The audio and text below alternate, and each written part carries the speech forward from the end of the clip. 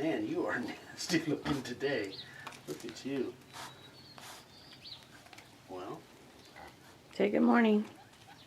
good morning. Are we filming? Yeah. Oh my gosh. Here you go, Toot. Hey, pig pigs. Can he get his foamy mouth there? Yeah. He looks like, oh man, he's nasty looking. What have you been doing with that thing? Toot, Toot. Okay. All right. Let's do this. All right. Let's see if I can get all the quail out there. Oh, where'd they go? Oh, the I pigs think must the have pigs freaked scared them out. off. Yeah, they were there just a minute ago. Pigs brushed them off. All right, coffee and questions, guys. All right, question of the day from Leroy. Do you put sanding sealer on the end grain and then sand it off before you spray the ink so you have a smooth end? I do. This is just obviously a board that I test router bits with. When I get router bits in, when I sharpen them, I always test them, and I use pine generally to test that the router bits before I ship them off. Anyway, so what Leroy is asking is, if you look at this is a piece of pine that I had left over, a cutoff Wiggling it around from so a much. sign. You can see that when I put the sanding sealer on, I brush it on. You can spray it on too, but I've been using brush more lately. It kind of drips over the edge. I do both sides, both surfaces, and it drips over the edge. I don't worry about getting sanding sealer on this too much, but on the end grain, absolutely. I make sure that and I don't know if you can tell, but that's got sanding sealer on it. The whole thing does. The opposite end, that's what it looks like without sanding sealer on it, and that's what it looks like with sanding sealer. So absolutely, and the reason for that is not really what Leroy was talking about there as far as sanding it off to get it smooth. I sand it off. Well, the reason I put it on there, first of all, is because when moisture attacks a board, that's the one place that it attacks most. That's the most porous part of this board, is on the end grain. So that's where I want to make sure and seal it up, because remember, I put sanding sealer on my boards as soon as I get them from the lumber yard, and then I'll store them that way. And so if moisture is in the air, which I don't have that much problem with it here on a day like today, I do, but so I always will make sure within hours of when I get it back that I put sanding sealer on the board, both surfaces, front and back, and on both ends. Make sure and fill that up with sanding sealer.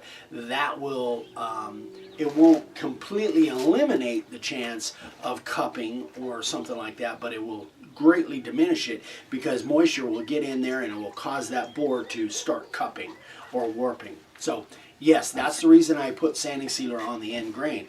Now, do I sand it off before I spray ink on it?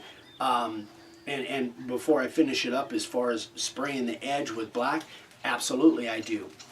But not to get a smooth edge. I sand it to get a smooth edge, but I'm not taking the sanding sealer off in order, in order to get that smooth edge. I'm taking the sanding sealer off so that the ink doesn't come off when I after I've sprayed it. Because if I leave that sanding sealer, remember, if this was a carved sign, there's sanding sealer all over the surface of this board. Down in the groove, there's no sanding sealer, so the ink will stick to the groove. But that ink it might rub off on the surface.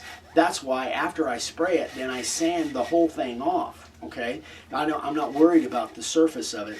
I sand all that ink off along with the sanding sealer. So by the time my sign is completely finished, it doesn't have any sanding sealer on it anywhere. I sand it off the edges, all four edges, and both surfaces. Okay, hope that I made that clear enough. I was trying to. If you have any questions, just write me an email and I'll answer it better. Okay, that's Sign it. carver? Huh? Sign carver of the Signed day? carver of the day, yeah, absolutely. It is Glenn Fournier. He was actually part of the LTS the other day too. Now this one is interesting. I don't know if this is a picture of Glenn or his brother, Fred. I really don't know. I think it's Fred.